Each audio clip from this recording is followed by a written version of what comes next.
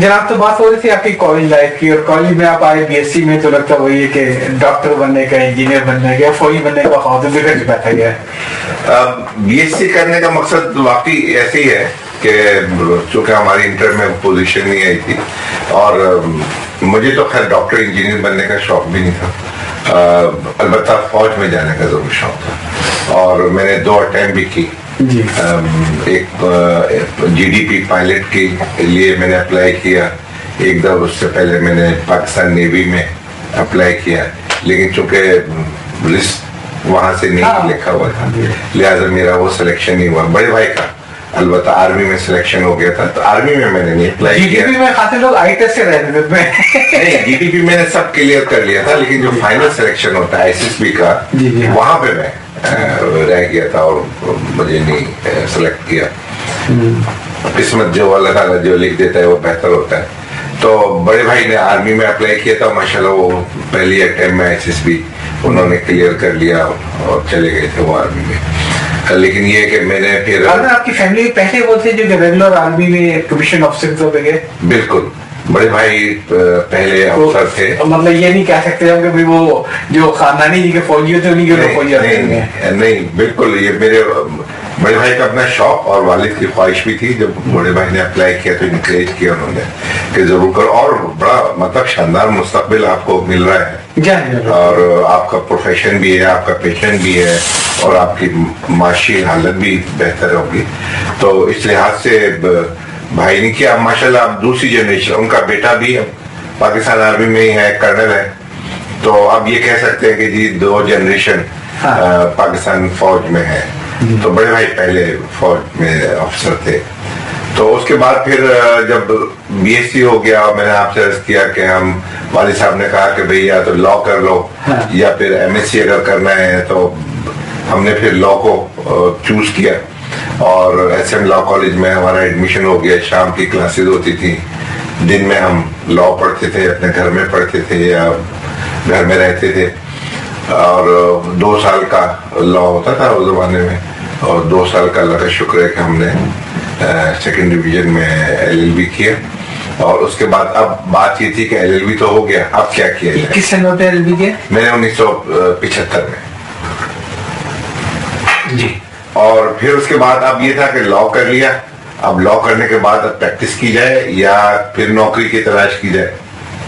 तो लॉ में अपने एसएम लॉ कॉलेज से एसएम लॉ में माशाल्लाह मैंने एलएलबी के वजह से किया था। अच्छा। उसकी लाइब्रेरी तो बहुत अच्छी थी, बहुत बड़ी लाइब्रेरी है, और एक वाहिद कॉलेज होता था पाकिस्तान का कि जहाँ से सारे बड़े बड़े लॉयर, मतलब आप देखें कि जुल्फकार अली भुट्टो ने वहाँ पढ़ाया, और 3-4 तो कॉलेज से उसमें से टॉप ही था। जी हाँ, अपना AK ब्रोही साहब एसएम लॉ कॉलेज के थे, खालिद इसहाक साहब एसएम लॉ कॉलेज से किया उन्होंने। तो जब आप लॉ कॉलेज में गए और लॉ कर रहे थे, दूसरा उस समय खैर लॉ भी तो ही स्टार्ट होता था, तो आपके जहन में था कि मैं सिविल साइड में निकलूंगा, क्रिमिनल में निकलूंगा, जुडिशरी में जाऊंगा? जब मैंने लॉ, मुझे इतना पता नहीं था कि लॉ में क्रिमिनल साइड, सिविल साइड या कमर्शियल साइड होती है। हमारे जो उस्ताद वकला हज़रात होते थे जी, तो वो जरूर मतलब इस लिहाज से मशहूर थे कि ये सिविल साइड के बहुत बड़े वकील हैं। मेरे उस्ताद प्रिंसिपल थे एसएम लॉ कॉलेज के शेख हैदर साहब, वो सिविल साइड के, और दूसरे उससे पहले प्रिंसिपल थे दूसरे वो क्रिमिनल साइड के बड़े वकील थे जो मेरे सामने भी अपीयर हुए, और कमर्शियल साइड के बहुत बड़े बड़े वकला हमें पढ़ाते थे। मंजूर साहब हमें क्रिमिनल बहुत मशहूर वकील थे मंजूर साहब। तो इस तरीके से बड़े बड़े वकला थे, और हमें उन्हें देख के शौक होता था कि हम भी वकालत करेंगे और उनके साथ काम करेंगे। तो जब लॉ मेरा हो गया तो फिर अब वालिद साहब ने कहा अब तुमने प्रैक्टिस करनी है। आपने तो 75 में लॉ किया ना? अच्छा, एक बड़ी मदद के साथ ये, क्योंकि मैं भी इसी फील्ड में रहा और मैं भी लॉ करने लग गया। आप मुतमिन हैं ये कराची में लॉ कॉलेजेस का जो पढ़ाई का मेयार है जितना जिस पढ़ाई वहाँ पे होती है? देखिए अब कुछ सूरत बेहतर हो गई है, अब बेहतर हुई। अब बेहतर हो अच्छा, गई आपकी है। यूनिवर्सिटी फैकल्टी तो भी जाते हैं जी, इस लिहाज से बेहतर हो गई है कि जब से सुप्रीम कोर्ट ने इस बात का नोटिस लिया कि mushroom growth of law colleges के हर एक ने लॉ, खासकर पंजाब में तो बहुत छोटे छोटे इलाकों में जी, जी, जी, जी। लॉ कॉलेजेस खुले हुए थे। जी, जी।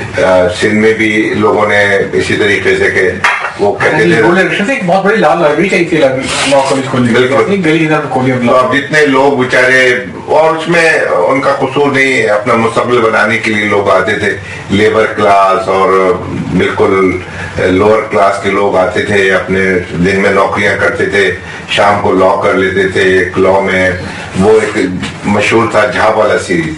जी जी जी जी। झा वाला सीरीज पढ़ ली, कॉलेज अटेंड किया है नहीं किया, लेकिन झा वाला सीरीज कर लिया। कराची के अंदर लॉ की भी ऐसी शो थी, बिल्कुल। और बाकायदा वो ट्रेन से वो लोग भर भर के आते थे जानने के लिए। बिल्कुल। मेरे एक साथी थे, बड़ा रिश्ता सुनाने का था, कल एक बहुत पुराना साथी मुझे मिल गया कराची में अचानक, जी तो बड़ी खुशी हुई, लेकिन वो टैक्सी चला था। जी। तो मैंने कहा भाई तुम वो टैक्सी, तो कहने मेरा कोई ब्रेन ट्यूमर का मसला था, तो मुझे यहाँ पे रेफर किया गया था, कराची किसी हॉस्पिटल में गया। जी। तो अभी इनिशियल स्टेज पे था, उसमें थोड़ा टाइम था, सिचुएशन में गया, तो 6-8 महीने गैप आ रहा था। तो मैंने सोचा मैं क्या करूँ, तो फिर मैंने दो काम किए, एक टैक्सी करनी शुरू कर दिया, एक लॉ करनी शुरू कर दी। बिल्कुल बिल्कुल। तो और अब मैंने भी सच्ची बात है कि 78 और 80s में जब मैं किया है वहां पे देखा मैंने, तो मजा नहीं था पढ़ने का। पढ़ने का मतलब बिल्कुल आप सही कर रहे हैं, लेकिन उसी में ही उसी जब मतलब बड़ी क्लास होती थी, जी। LLB फर्स्ट ईयर में 800 का एडमिशन होता था। अब 800 लड़का जाहिर है कॉलेज में एक क्लास में नहीं आ सकता था, जी। तो वो बड़ी बड़ी क्लासें हो रही थी, 200-250 लड़के तो आते थे। मैं आपके से बात सभी है इंटरव्यू आपके चीजें आपके साथ भी शेयर करते जा रहा हूँ। मुझे अच्छी तरीके से याद है कि मैं जब LLB का पार्ट 2 का इम्तिहान दे रहा था, तो बहुत बड़े बड़े टेंट लगा के और 250-300 लड़का बैठा हुआ था वहां पे। और आज तक मुझे याद है कि एक मैं था और एक लड़का वहां पे और था, जिसका मैं जानता हूँ, उनको कैसा खान का नाम है, वो भी मेरे साथ ध्यान दे रही है कि हम दो आदमी नकल नहीं कर रहे थे। तो इनवैलिडेट तो सबसे ज्यादा हमसे परेशान थे दोनों सीए कि बार बार तुझे कुछ चाहिए, आपको ला के दो, कुछ नहीं चाहिए। उनको डर थे कि नकल नहीं कर रहे Yeah. तो कल को ये कहीं हमारे लिए मसला कर दे। Yeah. पूरा एंड ब्लॉक सारी नकल चल रही थी, किताबें रख के नकल हुई थी, और जो इन्वेंटर थे कि मैं लॉ के अंदर, वो काफी अच्छे से पहचान थे। उनसे मैंने बड़ी खुशामद की, मैंने कहा मैं हबीब में जॉब करता हूँ, मुझे लॉ करने का, तो अपने आप को मैं टेस्ट आउट कर रहा, मुझे डिग्री शीट नहीं चाहिए, तो मुझे तुम बख्श दो। तो बहुत आप बिल्कुल सही बात कह रहे हैं कि नकल का कल्चर बिल्कुल आम था, और सिर्फ लॉ में ही नहीं, हर सब्जेक्ट में, मतलब ये हर क्लास में के इम्तहान जो होते थे वो एक नकल को शायद अपना राइट से बल्कि सफर साहब याद है, मैं एक इदारे पे काम करता था पहले, लॉ का प्रोफेशन था। तो एक दिन लंच ब्रेक में मालूम ये हुआ कि आज कुछ लोग लॉ का इम्तिहान देने के लिए जा रहे हैं, और इसलिए थोड़ा लंच वो जल्दी करेंगे। तो क्या तो खबर दौड़ लंच चल रहा था, तो मालूम एक दो नहीं पूरे 5 लोग जाते हैं इम्तिहान देने के लिए। तो मैंने ये किया कि 500 रुपए निकाल के मेज पर रखे, मैंने कहा आप में से जो भी LLB के जितने पेपर है उसका करेक्टली लिख के नाम दे दे, उठा नोट, कोई नहीं दे सका। ये बदकिस्मती की बात जी, है, आप सही कह रहे होंगे। मुझे याद है कि मैं जज था, तो एक साहब मेरे कुलीग जी जज, वो LLM का इम्तहान लिख के आए, तो मैंने उनसे पूछा कि आज कौन सा पेपर था, तो उनको वो पेपर याद नहीं था कि आज कौन सा पेपर था, बस वो दे आए इम्तहान। तो ये हमारे यहाँ मतलब अच्छा, मैं भी की निशानी है। मैं भी LLM का मैंने दिया था, तो SM लॉ कॉलेज से दिया था, और पहला बैच था जिस सूजी वगैरह वहाँ पढ़ाते थे, और भी अच्छे जज पढ़ाते थे, तो वो मुझे वहाँ पर कंफर्ट मिला था LLM आने के बाद। जी, जी। LLM तो अल्लाह माफ करे। तो वो है, इसमें कोई मतलब इस चीज को डिनाई करना बेकार की बात होगी कि, लेकिन मैं कह रहा हूँ कि अब चीजें कुछ बेहतर हो गई है। एक तो ये जिसे मैंने आपसे अर्ज किया कि सुप्रीम कोर्ट ने जी, जी। जब इस बात का नोटिस लिया कि deterioration in law, in legal education जी। और mushroom growth of law colleges, जी। और उसके बाद उन्होंने बार काउंसिल को काफी लिखा कि आप इसका नोटिस क्यों नहीं लेते। जी। तो उसके बाद उन्होंने एक तो शाम के कॉलेजेस बंद कर दिए कि अब शाम में लॉ कॉलेजेस नहीं होंगे, इसी तरीके से पंजाब में तो पहले भी मॉर्निंग क्लासेस होती थी, लेकिन सिंध में कराची मतलब ये ऐसे महाराष्ट्र इवनिंग खत्म हो जी इवनिंग खत्म हो गई। अच्छा अच्छा। और दूसरा ये है कि अब 2 साल का लॉ नहीं होगा, हाँ, पहले 3 साल का हुआ हाँ। और अब 5 साल का हो गया। मतलब जो कैरियर के तौर पे आना चाहिए वही आए। अब इंटरमीडिएट के बाद जैसे डॉक्टर या इंजीनियर या कॉमर्स में इंटर के बाद सिलेक्शन हो जाता है, अब लॉ में भी इंटर के बाद ही लॉ में एडमिशन मिलेगा, ग्रेजुएशन के बाद नहीं मिलेगा। और 2 साल इंटर के और बीएससी के या बीए के और 3 साल फिर लॉ के। तो 5 साल का मॉर्निंग सेशन होगा और 5 साल में लॉ होगा। इसका मतलब अब वो रास्ता जो लोग जॉब के साथ करते थे वो रास्ता बंद हो गया। वो बंद हो गया। और लोग थे कि रिटायरमेंट से 10-12 साल पहले फिर अब लॉ में एंट्री टेस्ट शुरू हो गया जो HEC होल्ड करती है जी। तो वो एक अच्छी चीज है कि अगर आप मतलब उसको इम्तहान को एंट्री टेस्ट जैसे मेडिसिन में या इंजीनियरिंग में एंट्री टेस्ट के जरिए एडमिशन होता है, लॉ में भी एंट्री टेस्ट के जरिए होता है। अच्छा। फिर बहुत माइन्यूटली सुपरवाइज कर रहा है सुप्रीम कोर्ट भी और पाकिस्तान बार काउंसिल भी अच्छा के लॉ के जी हाँ। तो अब प्लस ये कि जब से प्राइवेट कॉलेजेस लॉ के खुले हैं वो उन्होंने मेयार को बेहतर बना। हमदर्द लॉ कॉलेज है, ज़ेबिस्ट है, इसी तरीके से लिकॉल है जी। वो उन्होंने, और प्लस ये कि अब बरतानिया से कोलैबोरेशन रखा है, लॉ यूनिवर्सिटीज बन गई हैं, तो इम्प्रूवमेंट है।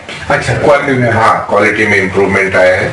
लोगों ने एजुकेशन लॉ को सिर्फ इसलिए नहीं कि जी हमने लॉ कर लिया LLB कहलाएंगे, अब वो लोग लॉ कर रहे हैं जो प्रोफेशन में आना चाह रहे हैं। प्लस अब प्रोफेशन में आने के लिए भी फिर एक बार काउंसिल एंट्री टेस्ट लेती है कि आप क्वालिफाई तो करके आए हैं लेकिन आया आप वकालत के लिए क्वालिफाई करते हैं नहीं करते। तो इस लिहाज से कुछ बेहतरी है और इंशाल्लाह बेहतरी आएगी। इस टाइम पे एक दौरान में काफी लूज मसला होता था कि बस किसी सीनियर वकील ने लिस्ट दे दी मुकदमों की, तो वो तो देखें ना हमारा एक कल्चर है और एक करेक्टर है जी कि हम चीजों को उस तरह सीरियसली नहीं लेते जैसे लेना चाहिए जी। उसमें बड़ों की भी मतलब कोताही है जी कि वो चीजों को उस तरीके से, अब मैं आपको बताऊं ना, जो सीनियर होता है जी वकालत के पेशे में वो इंस्टीट्यूशन होता है जी, वो सिखाता है कि आपकी क्या एटिकेट होनी चाहिए एज एडवोकेट, आपकी क्या किस तरीके से आप कोर्ट में अपने आप को प्रेजेंट करें, जजिस की किस तरीके से इज्जत करें, अपने सीनियर्स की किस तरीके से इज्जत करें, अपने क्लाइंट को किस तरीके से अपना कमिटमेंट का सबूत दें। कोड ऑफ एथिक्स पूरी सीनियर आपको पढ़ाता है। और जब मैं आपको बताऊं ना, जब मैंने ये फैसला किया कि अब प्रैक्टिस करनी है तो मैं अपने प्रिंसिपल शेख हैदर साहब के पास गया जी और मैंने कहा सर मैंने प्रैक्टिस करनी है। तो उन्होंने कहा कि भाई आपने अब लॉ कर लिया, आपने प्रैक्टिस करनी है, आपने फैसला किया तो आपको किसी सीनियर को ज्वाइन करना पड़ेगा। अब आप मुझे बताएं आप किसको ज्वाइन करना चाहते हैं ताकि मैं एक रिकमेंडेशन लेटर आपको कॉलेज की तरफ से उनके नाम पे दूं। अब मुझे पता नहीं था कि कौन से वकला हजरात मुझे मतलब एक्सेप्ट करेंगे और किनको जरूरत है और किनको मुझे ज्वाइन करनी चाहिए। तो मैंने उनसे अर्ज किया, मैंने कहा सर मुझे तो पता नहीं है कि किसको मैं ज्वाइन करूं या कौन सा एडवोकेट किस काबिलियत का है, आप जिसको रिकमेंड करें। तो उन्होंने कहा नहीं नाम आप बताएं, रिकमेंड मैं करूंगा। तो मेरे और उनके दरमियान मुकालमे इसी तरह से 2-3 मिनट इसी तरह से रहे कि वो कहते थे कि आप बताएं और मैं कहता पहले आप पहला। तो उन्होंने मुझे कहा, जब ज्यादा इंसिस्ट किया कि नहीं आप ही बताएं, तो मैंने कहा सर मैं आपका नाम ले देता हूँ जी। तो एकदम मतलब कहने लगा कि नहीं मेरे पास पहले ही 2 जूनियर हैं और मेरे पास जगह नहीं है, मेरा ऑफिस इतना बड़ा नहीं है, मेरे पास इतना काम भी नहीं है कि 2 से ज्यादा मैं एक्सेप्ट करूं।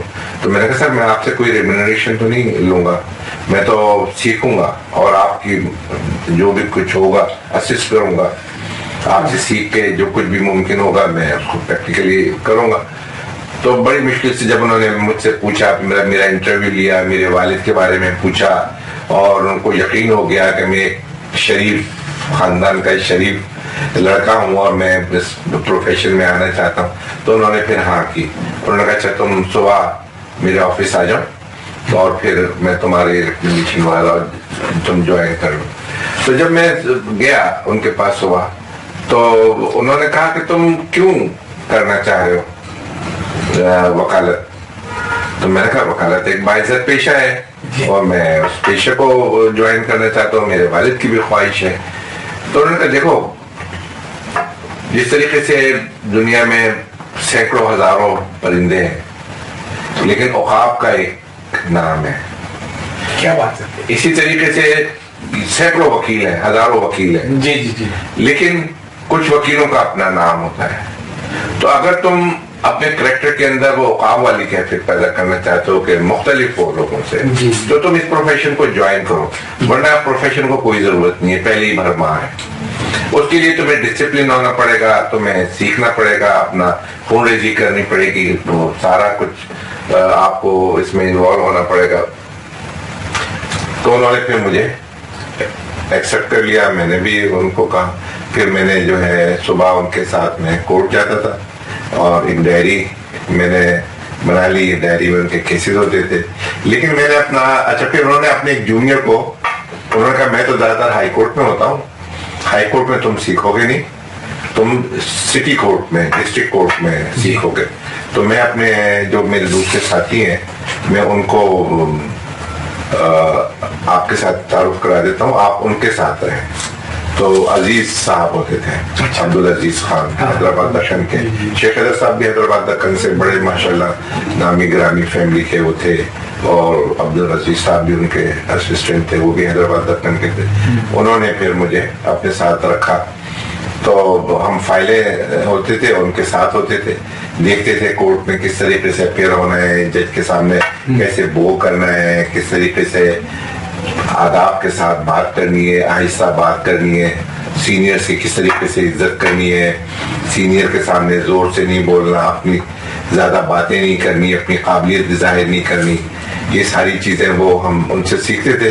और फिर एक जरूर बात थी कि मैं चूंकि शुरू से डिसिप्लिन था, तो मैं सुबह 8 बजे ऑफिस पहुंच जाता था, और वो जो मेरे सीनियर थे अजीज साहब, वो थोड़ा देर से आते थे।